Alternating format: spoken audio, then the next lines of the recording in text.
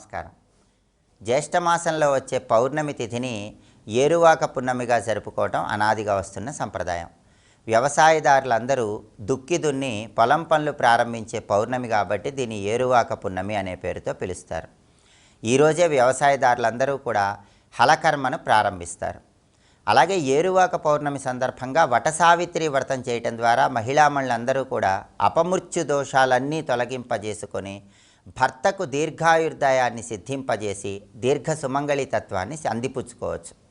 మహిళలు ప్రధానంగా దగ్గరలో ఉన్న మర్రి చెట్టు దగ్గరకు వెళ్ళి మర్రి చెట్టు దగ్గర శుభ్రం చేసుకొని బియ్యపిండితో ముగ్గు వేసి పసుపు కుంకుమ అక్షింతలు పుష్పాలు మర్రి చెట్టు మొదట్లో ఉంచి ఒక సంకల్పం చెప్పుకోవాలి. ఆ సంకల్పం ఏంటో ఇప్పుడు మనం చూద్దాం. మమ వైధవ్యాది సకల దోష పరిహారార్థం బ్రహ్మ సావిత్రి ప్రీత్యర్థం సత్యవత్ సావిత్రి ప్రీత్యర్థంచ వటసావిత్రి వ్రతం అహం కరిష్యే.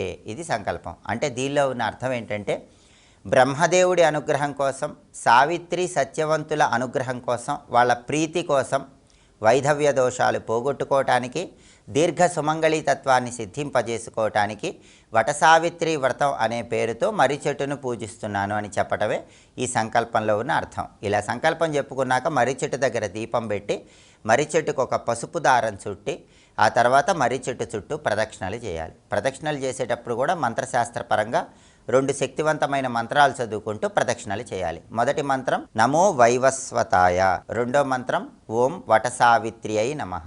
ఈ మంత్రాల్లో ఉన్న అర్థం ఏంటంటే నమో వైవస్వతాయ అంటే వివస్వంతుడంటే సూర్యుడి కుమారుడైనటువంటి యమధర్మరాజును స్మరించుకుంటూ నమో వైవస్వతాయ అనుకుంటూ ప్రదక్షిణలు చేయాలి. ఎందుకంటే సావిత్రి తన భర్త అయిన సత్యవంతుణ్ణి యమధర్మరాజు అనుగ్రహం ద్వారా బ్రతికించుకున్నది మర్రి చెట్టు దగ్గరే కాబట్టి మహిళలందరూ కూడా ఈ వటసావిత్రి వ్రతం చేసుకుంటూ యమధర్మరాజుకు సంబంధించిన ఈ మంత్రం చదువుతూ మర్రి చెట్టుకు ప్రదక్షిణలు చేస్తారు.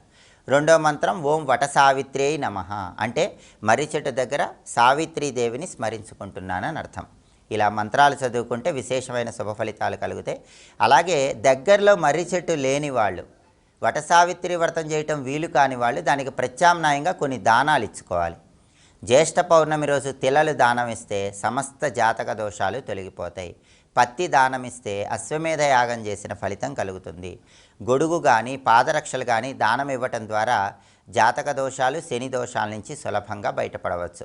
అన్నదానం చేసినా, వస్త్రదానం చేసినా, పండ్లు దానం ఇచ్చినా కూడా సమస్త శుభ ఫలితాలను సిద్ధింపజేసుకోవచ్చు. కాబట్టి జ్యేష్ఠ పౌర్ణమి ఏరువాక పున్నమి సందర్భంగా మహిళలు వటసావిత్రి వ్రతం పేరుతో మర్రి చెట్టు దగ్గర ప్రదక్షిణలు చేసే ముందు సంకల్పం ఏం చెప్పుకోవాలో ఇంకొకసారి చూద్దామా మరి.